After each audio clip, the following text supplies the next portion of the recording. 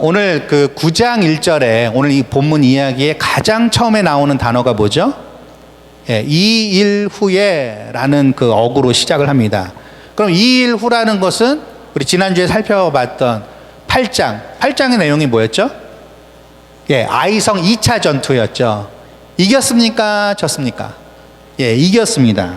예, 짧게 보면은 그 일 후를 얘기를 하는 거고요. 그리고 조금 더 이제 길게 보자면 6장부터 8장까지의 내용이에요. 근데 6장부터 8장까지의 내용은 전부 다 전투 내용이에요. 6장 내용은 누구와의 전투죠?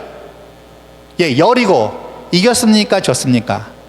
예, 이겼어요. 그 다음에 7장에 자, 아이성 1차 전투가 나오는데 이겼습니까? 졌습니까? 졌어요. 자, 그리고 8장에는 아까 말씀드렸듯이 2차 전투, 아이성 2차 전투는 이겼습니다. 그런 일들이 있은 후에라는 뜻이에요. 그리고 조금 더 앞으로 가보자면은 여러분들이 잘 아시다시피 우리가 계속해서 지금 살펴봤듯이 3장에서 5장까지는 요단강을 건너서 그리고 12 돌을 기념비적으로 세운 다음에 할례를 행했던 그 일. 여러분, 그 요단강이 갈라져서 이스라엘 백성들이 건넌 사건도 이방 백성에게 소문이 났을까요? 안 났을까요? 소문이 났습니다. 아, 저 이스라엘의 신은 저 이스라엘과 진짜 함께 하는구나. 이 소문이 다 난 거예요. 자, 그리고 또 앞으로 조금 더 가보면 자, 2장에는 이방 여인 한 사람이 등장을 하는데 이름이 뭐였죠? 라합이었습니다. 이 라합이라는 여인의 입을 통해서 이방인들이 하나님을 얼마나 두려워하는지, 그리고 함께 하시는 그 백성, 하나님이 함께 하시는 그 백성 이스라엘을 얼마나 두려워하는지를 알게 되었습니다. 자, 그러니까는 이렇게 종합적으로 우리가 살펴보면은 라합의 그 입에서 증거된 그 하나님도 두려워하고 그 하나님이 함께 하시는 백성인 이스라엘도 두려워하고, 그리고 이제 이스라엘 백성이 요단을 건너가지고 요단에서 정말로 놀라운 기적들을 행해져서 그것이 이방인들의 간담을 서늘케 했던 그 일, 그리고 여리고성이 돌기만 했는데 무너졌던 그 일, 그리고 아이성 1차 전투는 실패를 했지만은 그러나 그 일을 통해서 이스라엘 백성들에게 엄한 벌을 내리셨던 그 하나님, 그리고 마지막으로 지난주에 살펴봤듯이 아이성 2차 전투를 통하여서 그렇게 힘들이지 않고 승리했던, 엎드려 매복한 그 일을 통하여서 승리했던 그 일들을 누가 들었어요? 이방인들도 들었다는 얘기죠. 이 2일 후라는 것은 그 모든 것들을 저는 포함한다고 생각을 합니다. 여러분, 이스라엘 정복 대상이 가나안 땅에 여러 족속들이 있었는데 그 족속이 마침내 오늘 1절 2절에 보니까는 뭘 구성을 하려고 했어요? 연합군을 구성을 하려고 했어요. 연합군을. 자, 1절 2절을 보실까요? 자, 1절 끝부분에 보니까는 모든 왕들이 이 일을 듣고 어떻게 했다고요? 2절에 모여서 일심으로 한마음이 되어가지고 여호수아와 이스라엘에 맞서서 어떻게 하려고 했다고요? 싸우려 했대요. 여러분, 강심장 아닙니까? 그렇게 이스라엘에 대해서 듣고서도 그 살아계신 신 여호와라는 이름을 가진 그 신에 대해서 듣고서도 이렇게 연합군을 갖춰가지고 그 대항해 보려는 그 용기, 이거를 용기라고 해야 될까요? 아니면 뭐라고 해야 될까요? 어쨌든 연합군을 구성해서 맞서려고 했습니다. 여러분, 그 가나안 땅들의 여러 족속들이 그 이스라엘과 하나님에 대한 소문을 듣고서 야, 우리가 합치지 않으면 안 되겠다, 우리끼리라도 힘을 모아야 되겠다, 그런 경각심을 가졌던 것이 분명합니다. 그러지 않고는 이런 움직임이 있을 수가 없죠. 자, 이런 움직임의 근거가 뭐였다고요? 여리고성 전투의 승리, 그리고 아이성 2차 전투의 승리가 근거가 되어서 그들이 두려워해서 야, 우리 힘을 합쳐보자. 그래서 왕들끼리 마음을 모아서 이스라엘과 여호수아와 또 더 나아가서는 하나님을 대적하려고 했던 것입니다. 자, 그런데 3절에 가니까 이상한 얘기가 나와 있어요. 우리 3절 다시 한번 읽어볼까요? 시작. 기브온 주민들이 여호수아가 여리고와 아이에 행한 일을 듣고, 자, 4절, 꾀를 내어 사신의 모양을 꾸미되 헤어진 전대와 헤어지고 찢어져서 기운 가죽 포도주 부대를 나귀에 싣고. 좀 이상하죠? 뭔가 다른 움직임이에요. 이 한글 성경에는 안타깝게도 이 접속사가 생략돼 버렸는데 원문에 보니까는 그러나 혹은 그런 데가 있어요. 자, 연합군을 구성해서 이스라엘을 대적하려고 했던 가나안의 여러 족속과는 다르게라는 뜻이 되겠죠. 누구만요? 기브온 주민들만, 기브온 주민들만. 모두가 예스라고 할 때 노, 아니요 하는 사람이 있었다는 거예요. 이것도 나름대로 용기가 아니겠습니까? 이들이 바로 기브온 주민들이었습니다. 여러분, 이 기브온 주민들만 전혀 다른 생각 그리고 전혀 다른 행동을 하게 되는데요. 그 내용에 대해서 이제 3절 이하에 계속해서 나오고 있습니다. 여러분, 기브온이 어떤 사람들이죠? 자, 7절에 보니까는 이스라엘 사람들이 누구에게요? 히위 사람에게 이런 표현이 있어요. 자, 히위 족속이라는 족속이 있었어요. 그 족속 가운데 속해져 있는 그 주민 중에 하나가 누구냐면은 기브온 주민이에요. 기브온 주민. 그러니까 한국 사람이 있는데 경상도 사람, 전라도 사람 이렇게 있는 것처럼, 예. 히위 족속에 속해 있는 자들인데 이들만 이제 어떻게 보면 배신을 한 거죠. 자, 그런데 이 사람들은요 결코 작은 성읍이 아니었습니다. 그 십자가에도 나오는데 이들은 그 어떤 성읍보다 강력한 힘을 가졌고요. 그리고 이 성에서 왕이 됐던 사람들은 기골이 장대한 그런 군사들을 많이 누렸던 그런 주민들이 바로 기브온 사람들이었어요. 그리고 기브온은요 한 성읍만을 얘기를 하는 것이 아닙니다. 오늘 본문에 나와 있진 않지만 17절로 한번 가보실까요? 9장 17절을 성경을 한번 펴보시면은 거기에 무려 몇 개의 성읍이 나오죠? 17절에 보니까 4개의 성읍을 합쳐서 기브온 주민이다 이렇게 얘기를 하는 겁니다. 거기는 기브온도 있고 그비라도 있고 부에롯도 있고 기랏 여아림도 있습니다. 이 4개 성읍에 사는 사람들을 가리켜서 기브온 주민이다 이렇게 이야기를 하는 거예요. 이 사람들은요 똑같이 가나안 땅에 퍼져 있는 여러 족속과 똑같이 여리고에 대한 이야기, 아이성에 대한 이야기를 들었습니다. 근데 이들을 어떻게 생각했던 거예요? 다른 연합군을 구성한 그런 족속들과는 다르게 여호수아와 이스라엘에게 대하여서 대항할 수 없음을 자각했던 거예요. 그래서 4절에 보셨듯이 꾀를 냅니다. 거짓으로 먼 나라 사신 행세를 했던 거예요. 여러분, 이것은요 히위 족속과 나머지 다른 가나안 땅 족속에 대한 반역이었습니다. 우리는 그렇게 볼 수 있어요. 자, 6절에 가니까는 더 희한한 짓을 합니다. 뭡니까? 이스라엘 앞에 왔어요. 이들이 뭐라고 얘기를 해요? 이제 우리를 위해 조약을 맺어 주십시오. 오늘 본문에는 우리와 함께라고 돼 있는데 우리와 조약을 맺어달라고 그렇게 돼 있는데 마치 막 동능한 것처럼 얘기가 되어 있는데 원문에 보면은 뉘앙스가 그게 아니에요. 제발 우리를 살려주십시오. 그래서 우리가 살기 위해서 우리를 위해 제발 조약을 맺어 주십시오. 한껏 낮추는 거예요. 한껏. 자, 그래서 이 조약을 맺어달라는 이들의 요청에 대하여서 7절에서 보니까는 자, 이스라엘 사람들이 약간 의심을 합니다. 니네들 우리 근처에 사는 사람들 같은데, 야, 니네들 뭐냐? 니네들하고 내가 왜 조약을 맺어야 되냐? 이렇게 반문을 합니다. 자, 그랬더니 8절에 뭐라고 그러죠? 이 기브온 사람들이 더 낮춥니다. 뭐라고 낮춰요? 우리는 당신의 종들입니다. 그래서 완전히 낮춰버려요. 여기 종이라는 표현은 노예라는 표현이에요. 노예. 우리는 기꺼이 당신들의 노예가 될 수 있습니다. 이렇게 얘기를 하는 거예요. 이건 무슨 뜻이에요? 무조건 살려주십시오. 이 뜻이에요. 무조건 살려달라는 말입니다. 자, 그랬더니 여호수아가 이렇게 대답하는 이 기브온 사람들에게 뭐라고 얘기를 하죠? 니들 누구냐?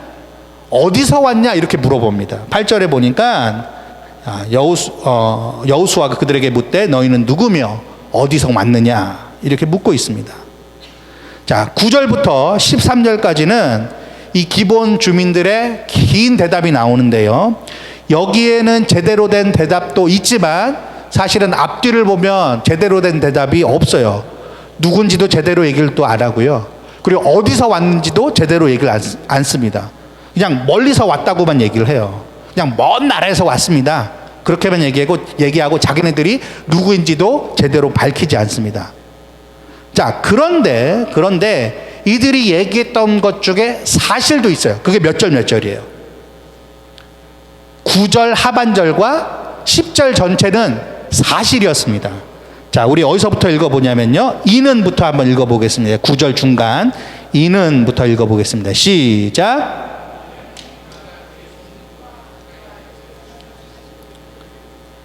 또 그가 요단 동쪽에 있는 아모리 사람의 두 왕들 곧 헤스본 왕 시온과 아스다롯에 있는 바산 왕 옥에게 행하신 모든 일을 들었음이니이다. 여러분, 애굽에서 행하신 일은 뭔지 아시죠? 예, 이스라엘 백성들을 정말로 수십만 수백만 되는 그 인구를 하나님께서 탈출하게 하셨어요. 그리고 장자를 죽이는 그 죽음의 신을 넘어가게 하셨어요. 그래서 홍해를 갈라내시고 그 홍해를 건널 수 있게 해주셨고, 그리고 그 쫓아오던 애국 군대들을 다 수장시켜 버리셨어요. 이 얼마나 놀라운 일입니까? 전쟁사에 이러한 역사는 없습니다. 아직까지도 없어요. 자, 그리고 여기 보니까는 헤스본 왕 시온과 바산 왕 옥에게 행하신 일, 이건 간단하게 얘기하면 이스라엘이 광야 생활을 할 때에 그 땅을 지나가려고 그랬어요. 그래서 왕을 찾아가서 아무것도 건들지 않을 테니까, 물도 얻지 않을 테니까 우리가 좀 지나가겠다 했더니 거절을 하고, 그래서 이제 싸움이 붙었는데 누가 이겼어요? 이스라엘이 이겼어요. 하나님이 힘을 주셔서 이스라엘로 하여금 이기게 하신 그 일입니다. 아마도 그 시온 왕과 이 옥 왕이라는 이 두 사람은요, 그 당시에 막강한 힘을 가졌던 사람들이었을 거예요. 그래서 이들을 이스라엘이 이겼다라는 것이 온 동네방네 소문이 나버렸고, 이것이 이스라엘을 두려워하게 되는 이방인들의 큰 이유가 됐었습니다. 그래서 이 기브온이 자신들이 들었던 그 애굽에서의 일과 이 두 왕들에게 승리를 가져다 준 그 하나님과 이 여호수아를 두려워했던 것이죠. 그들은요, 그 기브온 사람들은 소문을 듣고 완전히 압도당했던 것입니다. 여러분, 이러한 고백 어디서 비슷하게 들었죠? 자, 여호수아서 2장에 보면은 이방 여인 라합이 이와 거의 똑같은 고백을 합니다. 홍해를 마르게 하신 일과 또 시온 왕과 그 옥 왕에게 행하셨던 그 일을 내가 들었습니다. 그래서 간담이 녹습니다. 이런 고백을 라합이 한 적이 있어요. 아무튼 기브온 주민들은 소문만 듣고도 소위 그 애들 말로 쫄았어요. 그리고 알아서 기었던 것입니다. 연합국들과는 달리, 가나안의 다른 족속들과는 달리 이 기브온 주민들은 이건 우리에게 심각한 문제다. 그래서 우리들은 그냥 알아서 기는 게 낫겠다, 그렇게 판단을 한 것이었죠.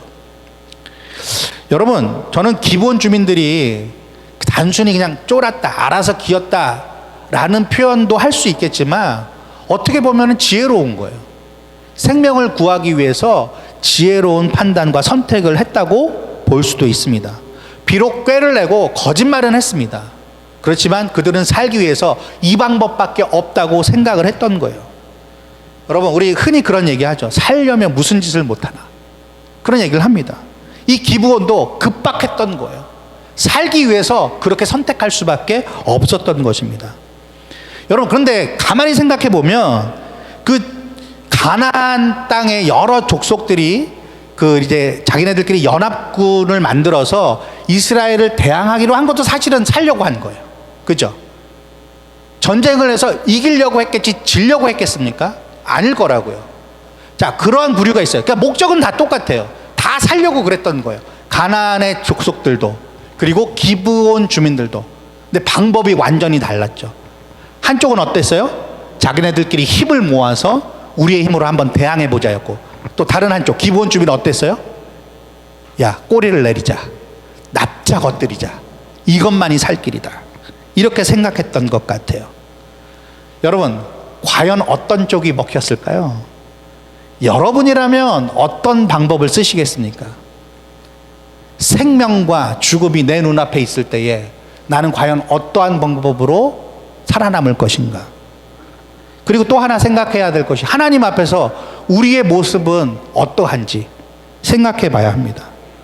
어떻게 해서든 내 힘으로 다른 사람이나 다른 방법을 동원하면서까지 맞서 싸워야 하는 것인지, 아니면 굽히고 들어가야 하는 것인지. 특별히 이 문제가 하나님 앞에서 나의 영혼에 관한 문제라면 여러분 어떻게 하시겠습니까? 여러분 어떤 모습으로 지금까지 살아오셨습니까? 자, 그러면은 여호수아와 이스라엘은 이러한 상황을 결국 어떻게 해결을 하죠? 여러분, 끝까지 이 기브온 주민들을 거부했습니까? 아니면 그냥 받아들였습니까? 14절 15절에 의하면은 결국 기브온 주민들과 조약을 맺기로 했습니다. 우리 14절 15절 다시 한번 읽어보겠습니다. 시작. 무리가 그들의 양식을 취하고는 어떻게 할지를 여호와께 묻지 아니하고 여호수아가 곧 그들과 화친하여 그들을 살리리라는 조약을 맺고 회중 족장들이 그들에게 맹세하였더라. 자, 결국에는 조약을 맺었어요. 맹세까지 했습니다. 그런데 문제가 있어요. 자, 14절에 보니까 눈에 확 띄는 구절이 있죠. 그게 뭐예요? 어떻게 할지를 여호와께 묻지 아니하는 중대한 실수를 범했다는 거예요.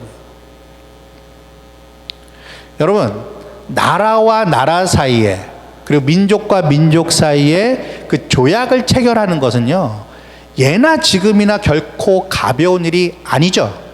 그렇죠? 가벼운 일이 아니에요. 아, 모르세요? 가벼운 일이 아닙니다. 제가 알려드릴 테니까. 나라와 나라, 민족과 민족이 어떤 약속을 해요. 그래서 서류를 작성해서 양쪽이 다 사인을 하는 일은요, 뭐 가벼운 일로 하는 게 아니에요. 굉장히 무거운 일입니다. 그래, 사인했으면 어떻게 해야 돼요? 지켜야 돼요. 어느 한쪽도 어겨서는 안 됩니다. 그러니까 사인하기 전에 어떻게 해야 돼요? 고민하고 또 고민하고, 그리고 묻고 또 물어야 되는 것입니다. 여호수아와 이스라엘 백성이 이 일에 대해서 먼저 어떻게 했었어야 돼요? 하나님께 물어봤어야 된다는 거예요. 여호수아서를 쓴 기자가 그것에 대해서 코멘트를 단 겁니다. 지금 넓은 의미에서 생각해 볼까요? 기도가 얼마나 중요한지 우리들에게 알려주는 거예요. 여러분, 기도는요, 단순히 하나님 앞에 뭘 달라는, 무슨 문제를 해결해 달라는 그런 요청 정도가 아니에요. 어린아이의 신앙이라면 그렇게 할 수 있죠. 그런데 신앙이 자라가면 자라갈수록 우리의 기도가 어떠해야 하냐면, 하나님, 이게 무슨 뜻입니까? 이 상황이 과연 나에게 무슨 의미가 있고 하나님께는 어떤 가치가 있는 것입니까? 내가 어떻게 대처해야 합니까? 가야 합니까? 물러서야 합니까? 오른쪽으로 갈까요? 왼쪽으로 갈까요? 하나님, 어느 길이 하나님께서 원하시는 길입니까? 물어야 된다는 것이죠. 여호수아와 이스라엘 백성들은 조약을 맺기 전에 이 기도를 했었어야만 했는데 어떻게 했다고요? 했어요? 못했어요? 못했다는 거예요. 못했는지 안 했는지. 여러분, 오늘날 우리는 이 교훈을, 즉 하나님께 먼저 묻는 습관을 갖는 것에 대해서 어떻게 적용해 보면 좋을까요? 이 기도에 대해서. 오늘 점심 메뉴는 뭘로 하지? 하나님께 물어볼까? 여러분, 이거 안 물어도 됩니다. 물어보실 분들은 물어보세요. 근데 안 물어도 돼요. 그런 거는. 그런 것들은 여러분들의 자유의지에 따라서, 식욕이 땡기는 거에 따라서 드시면 돼요. 자, 그러면 차를 어떤 걸로 사지? 주님, 포드를 살까요? 현대를 살까요? 요즘은 일본 차 사면 조금 그러니까. 여러분, 이런 거 물어야 됩니까? 하나님 앞에? 알아서 하세요. 그런 거는. 제발 이런 거 가지고 목사님한테 기도해달라고 그러지 마세요. 애들은 학교를 어느 학군으로, 어떤 대학으로 보내야 되는가? 이거 조금 무겁죠? 요거는 기도하셔야 돼요. 중요한 일이에요. 아이의 인생은 중요한 일이긴 해요. 그런데 이것도 사실 여러분들이 여러 정보들을 모아서 지혜롭게 가정 환경에, 어떤 재정 상태에 맞게 판단하시면 돼요. 기도하면서 그렇게 하시면 돼요. 근데 그렇게 막 중체대한 일은 아닐 수 있습니다. 자, 그러면 이 문제는 어떻게 생각하세요? 그리스도인으로서 안 믿는 사람과 내가 교제를 해왔어요. 근데 이제 결혼을 해야 될까 말아야 될까? 이거 어떻게 해야 될까요? 이거 하나님 앞에 물어야 돼요? 말아야 돼요? 아니면 영적 지도자, 교회 목사님이나 아니면 장로님들에게 이렇게 상담을 하면서 기도 요청을 해야 될까요? 안 해야 될까요? 해야 돼요. 여러분, 결혼은 뭡니까? 약속이에요, 약속. 인생의 중대한, 한 사람 또 상대방의 인생의 중대한 문제입니다. 이것에 대해서는 반드시 하나님 앞에 물어야 될 줄 믿습니다. 저는 결혼할 때 안 물었는데요. 혹시 못 물으신 분들은 조금 기다려 보세요. 제가 대책을 마련해 드릴게요. 여러분, 우리가 중대한 약속들이 삶에 있어서 많이 있는데, 특별히 결혼 문제, 그리고 믿지 않는 자와 어떤 계약을 맺고 동업해야 되는 그런 문제들, 그런 문제들에 대해서는 하나님 앞에 먼저 묻는 일이 필요하다는 거예요. 하나님께서 주시는 지혜와 인도하심을 기대하고 하나님 앞에 먼저 물을 수 있는 은혜가 있으시길 바랍니다. 그런 믿음이 있으셔야 돼요. 여러분, 중대한 약속을 여러분 하실 때, 특별히 믿는 나 자신과 그리고 믿지 않는 타인 사이에 중대한 약속을 할 수밖에 없는 상황이 생겼을 때는 먼저 어떻게 해야 된다고요? 하나님 앞에 물으셔야 된다는 거예요. 자, 저를 따라 하시죠. 먼저 하나님께 묻자. 물론 모든 삶의 모든 것들을 하나님 앞에 묻는 습관을 갖는 것은 좋은 일입니다. 그런데 우리가 다 그렇게 할 수는 없어요. 근데 중대한 어떤 약속들, 이 약속이 깨어져 버리면 내 인생도 상대방의 인생도 큰 문제가 생길 만한 그런 일이 있을 때는 그런 약속을 하기 전에 하나님 앞에 묻는 일이 중요하다는 거예요. 그 사람이 나한테 지금까지 잘해줬는데 그거 믿고 하는 거지 뭐 지금까지 별 문제 없었는데 약속 맺고 사인 하나 하고 한다고 뭐 달라지겠어? 나빠지겠어? 여러분, 성경은 절대 그렇게 얘기하지 않습니다. 자, 고린도후서 6장 14절에 사도 바울이 뭐라고 얘기를 하죠? 너희는 믿지 않는 자와 뭘 같이 하지 말라고요? 멍해를 함께 하지 말라고 되어 있어요. 여러분, 그런데 우리의 현실은 어떻습니까? 오늘 본문의 이야기가 우리들의 현실을 너무 잘 보여주고 있어요. 여러분, 기브온 사람들의 경우처럼 점검받지도 않고 확인받지도 않았는데 그냥 속임수 썼는데 속아버린 거예요. 그 상대방이 중대한 약속을, 바라던 그 약속을 해준 거예요. 자, 이스라엘 사람의 경우에서 보았을 때는 어떻습니까? 나름대로 묻긴 했어요. 점검하긴 했습니다. 그런데 철저하지도 않았을 뿐더러 뭐가 없었다고요? 14절의 말씀처럼 기도하는 일이 없었다는 거예요. 기도하는 이 중요한 과정을 잊어버렸거나 지나치는 경우가 우리 삶에 얼마나 많이 있는지 몰라요. 오늘 본문의 장면도 15절에 보니까는 결국 여호수아와 이스라엘이 그들을 살리리라는 조약을 맺고 맹세를 해버렸습니다. 여러분, 이 대목이 이 본문을 읽는 우리들에게 어떤 좀 긴장감을 주지 않습니까? 저는 좀 그런 것 같아요. 여러분, 그리고 이 장면에 대해서, 9장에 대해서 하나님이 어떤 말씀도 안 하세요. 사실 잘했다 못했다, 너 이거 나쁜 짓 했어, 너 이거 잘못한 거야, 이런 지적이 없어요. 그냥 지켜보고 계시는 것 같아요. 자, 그런데 이스라엘은 어땠습니까? 이제 사정을 다 알게 되고 나서 하나님의 진노가 임할까봐 두려워했습니다. 오늘 본문 이하에 16절 이하에 보면은 그런 내용들이 나옵니다. 이제 여러분 성경이 있으시면 이제 9장, 이제 우리가 안 읽은 그 부분도 한번 볼 테니까 미리 펴보시면 좋을 것 같아요. 여러분, 하나님께 묻지 않고 중대한 약속을 해버리는 그 실수, 그것도 하나님을 믿는 백성이라는 이스라엘이 그런 실수를 했어요. 여러분, 아니나 다를까 16절에 어떻게 되죠? 우리 16절 읽어보겠습니다. 자, 16절, 9장 16절 같이 한번 찾아서 읽어보겠습니다. 시작. 그들과 조약을 맺은 후 사흘이 지나서야 그들이 이웃에서 자기들 중에 거주하는 자들이라 함을 들으니라. 여러분, 3일 만에 탈로가 나버렸어요. 모든 것이 속임수였고, 그리고 이스라엘 입장에서는 아차 실수했구나. 여러분, 기브온은 속였고요, 이스라엘은 속았습니다. 경솔하게도 이스라엘은 큰 실수를 하고 말았어요. 여러분, 이제라도 알았으니까, 게다가 기브온이 거짓말을 했잖아요. 그럼 취소 가능할까요? 어떻게 생각하세요? 18절에 의하면 취소 불가능했습니다. 18절 읽어보겠습니다. 시작. 그러나 회중 족장들이 이스라엘의 하나님 여호와로 그들에게 맹세했기 때문에 이스라엘 자손이 그들을 치지 못한지라. 그러므로 회중이 다 족장들을 원망하니. 여러분, 조약을 맺었는데 누구 이름 걸고 한 거예요? 살아계신 하나님, 거룩하신 하나님, 진리의 하나님, 변개치 아니하시는 그 하나님의 이름을 걸고 했기 때문에 이거는 번복할 수 없다라고 이스라엘 백성들이 생각했다는 거예요. 그 맞는 것이죠. 그래서 그들을 치지 못했습니다. 그리고 이 일로 인해서 이스라엘 공동체는 지도자들을 원망하는 일까지 생겨났어요. 이 공동체가 어지러워진 거예요. 우리 가운데 이런 일이 일어나지 않았으면 좋겠어요. 자, 그런데 원성을 샀던 지도자들이 그러면 어떻게 대처를 했는가? 야, 막 백성들이 원망을 하니까 그래 알았어 물를게 이렇게 했나요? 어떻게 했죠? 19절 읽어보겠습니다. 19절 시작. 모든 족장이 온 회중에게 이르되 우리가 이스라엘의 하나님 여호와로 그들에게 맹세하였은즉 이제 그들을 건드리지 못하리라.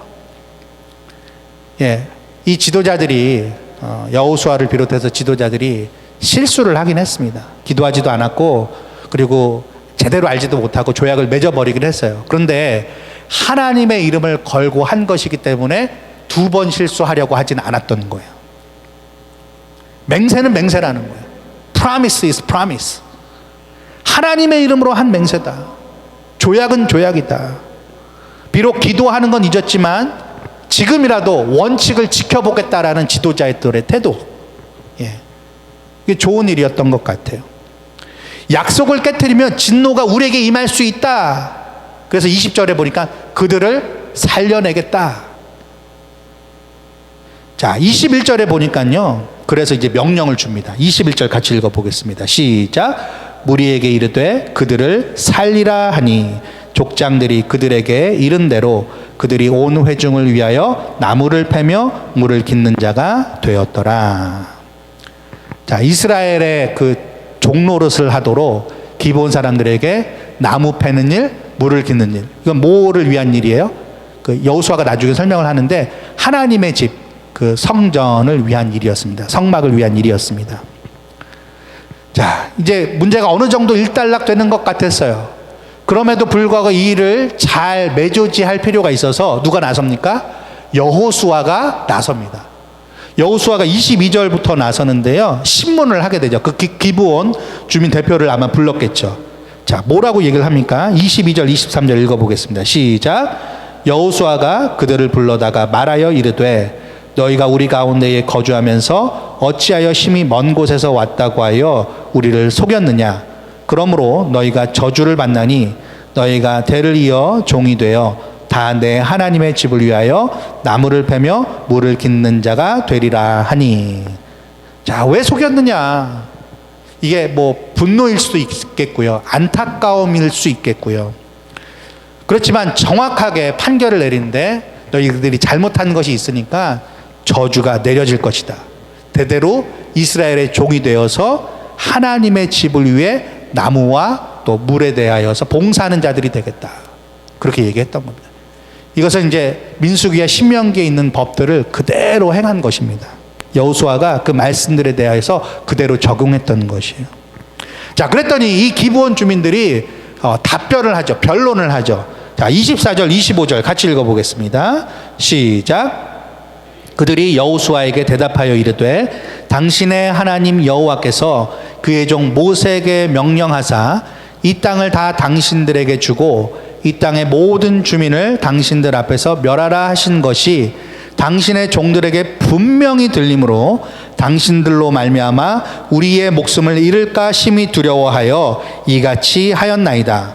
보소서, 이제 우리가 당신의 손에 있으니 당신의 의향에 좁고 옳은 대로 우리에게 행하소서 한지라. 여러분, 이 24절의 고백은 진짜예요, 진짜. 예, 빵도 미리 이렇게 곰팡이 썩게 해갖고 갖고 오고, 이 포도주 자루도 미리 이렇게 넣어놔가지고 그것이 다 삭도록 미리 그렇게 조치를 하는 그런 거짓된 속임수를 썼지만 이제는 모든 것이 다 탄로난 상태에서 어떻게 했어요? 진짜를 얘기를 하는 거예요. 진짜 왜 이러한 그러한 보통 하얀 거짓말이라고 하죠. 왜 그런 거짓말을 할 수밖에 없었는지. 두 가지입니다. 우리가 들었다. 하나님께서 어떠한 분이신지, 그리고 과연 우리 믿지 않는 우리 같은 족속들은 어떻게 처분될지를 우리가 다 들었기 때문에 이렇게라도 하지 않으면 살지 못했기 때문에 우리가 이렇게밖에 할 수 없었다라고 이야기했던 거예요. 여러분 좀 불쌍하지 않나요? 좀 애처로운 것 같아요. 25절에 어떤 처분이라도 달게 받겠다는 거예요. 저는 이 말이 죽음도 각오한 말이 아니었을까라는 생각이 들었습니다. 자, 이런 애처로운 기브온의 고백을 들었던 여호수아가 이제 판단을 내립니다. 뭐라고 판단을 내리죠? 26절 같이 읽어보겠습니다. 시작. 여호수아가 곧 그대로 그들에게 행하여 그들을 이스라엘 자손의 손에서 건져서 죽이지 못하게 하니라. 여러분, 사실 여호수아가 번복시키고 그들을 죽여도 사실 정당했을 거예요. 그런데 여호수아가 이스라엘 백성들의 최종 지도자로서 어떻게 했냐면은 이들을 이스라엘 자손의 손에서 건져서 죽이지 못하도록 했고, 오히려 어떻게 했다고요? 하나님의 전을 사모하는 자, 하나님의 전을 섬길 수 있는, 비록 그게 저주라고는 했지만 어떻게 보면 또 다른 면에서는 특권이었어요. 이 기브온 백성들도 이제는 하나님에 대해서 경외심을 갖게 되었거든요. 어떻게 한 겁니까? 결국에는 그들의 공동체 안에 받아들여 준 거예요. 그들을 살도록 만든 것입니다. Let them live. 여러분, 하나님을 믿는 공동체, 오늘날의 교회와 성도, 우리가 진짜 그리스도인이라면 그 손에서, 우리의 손에서 누군가가 죽어나가거나 누군가를 죽이거나 망하게 하거나 거절하거나 외면하는 길로 가서는 안 된다는 것을 우리들에게 보여주고 있는 것입니다. 여러분, 우리 믿는 자들은요, 이 세상 사람, 안 믿는 사람들, 여전히 죄 가운데 거하고 죄를 즐기는 자들을 주께로 돌아오게 해서 그들을 살려내고 그들을 살게 만들고 그들을 흥하게 하고 받아주고 용납하고 관심과 사랑으로 대해야 할 줄 믿습니다. 그게 오늘날 교회의 사명이라는 거예요. 여러분, 예수님께서도 이와 비슷한 얘기를 하신 적이 있어요. 마가복음 10장에 보면은 사람들이 예수께서 만져주심을 바라고 어린아이들을 데리고 오매 제자들이 꾸짖거늘 예수께서 보시고 노하시어 이르시되 어린아이들이 내게 오는 것을 용납하고 금하지 말라. 하나님의 나라가 이런 자의 것이니라. 내가 진실로 너희에게 이르노니 누구든지 하나님의 나라를 어린아이와 같이 받들지 않는 자는 결단코 그곳에 들어가지 못하리라 하시고, 우리 주님께서 말씀하셨어요. 하나님 앞에 굴복하고 서렌더, 나는 항복합니다. 나는 하나님이 아니면 더 이상 내 생명이 가능하지 못합니다. 나는 하나님 없이는 이제 죽은 몸입니다. 하나님, 나를 살려주십시오. 그렇게 두 손 들고 나오는 자들을 교회 공동체가 어떻게 해야 된다는 거예요? 받아주고 용납해야 된다는 거예요. 말씀을 맺겠습니다. 우리 사랑하는 성도 여러분, 그들을 살리리라. 그들을 살리리라. 그리고 결국에 21절에는 뭐라고 돼 있어요? 그들을 살리라라는 명령이 주어지고 있습니다. 여러분, 여호수아서를요 잘못 이해하면 이 진멸, 헤렘이라고 하죠. 이 진멸 부분만 부각시켜서 다 죽여야 돼. 안 믿는 사람들 다 죽여야 돼. 막 단군상 다 이렇게 막 쳐내고, 옛날에 그랬잖아요.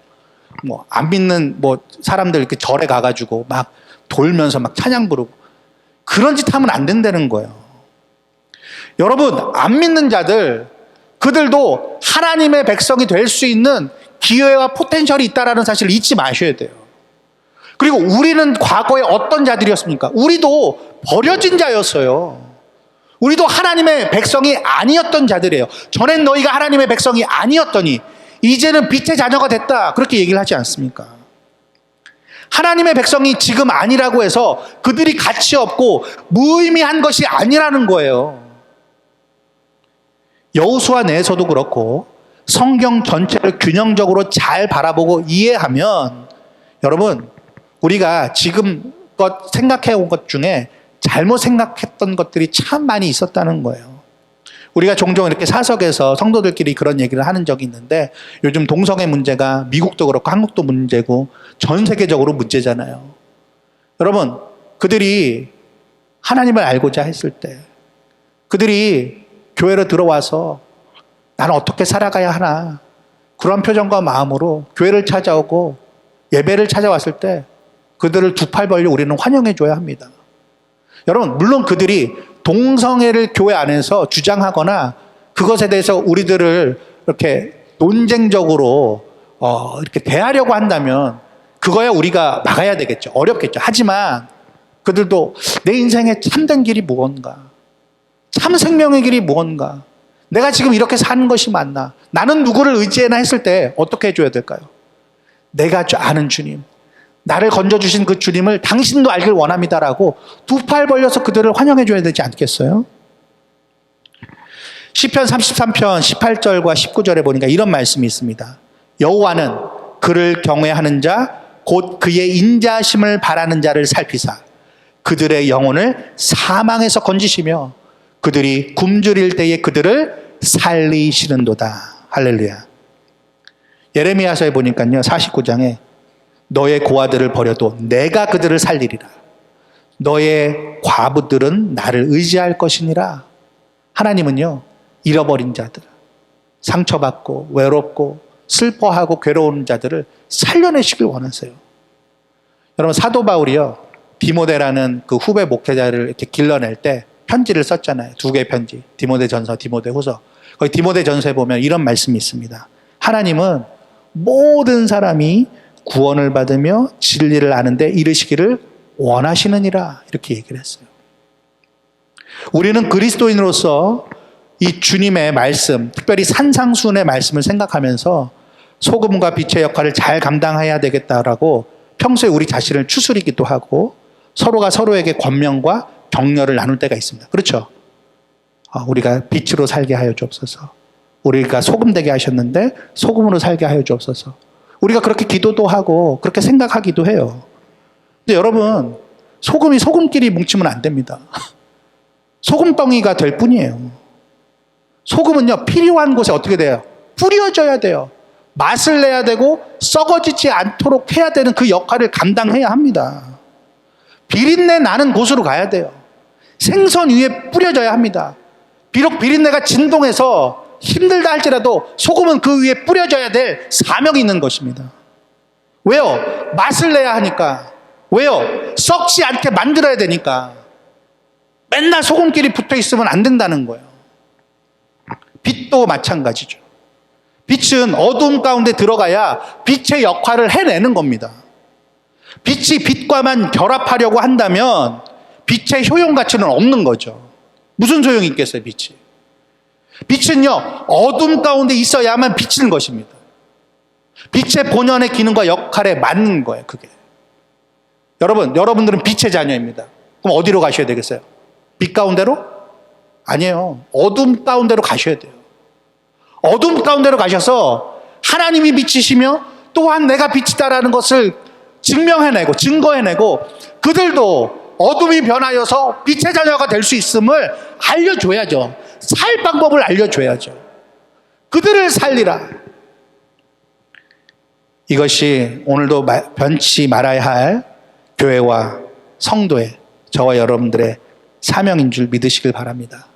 여러분, 우리들은 빛입니다. 소금입니다. 그래서 비린내 나는 곳에, 어두운 곳에 나아가서 생명을 살려내는 그 가치 있는 인생, 가치 있는 우리의 삶이 될 수 있기를 주님의 이름으로 축복드립니다. 우리 그레이스밸리 교회가 실리콘밸리 가운데 세워졌어요. 실리콘밸리 가운데 수많은 교회가 있습니다. 근데 빛의 역할, 그리고 소금의 역할을 정말로 제대로 감당하는 교회로서 우리 주님께서 사용하시려고 세워주신 줄로 믿고 우리가 그 길로 나아갈 수 있길 원합니다.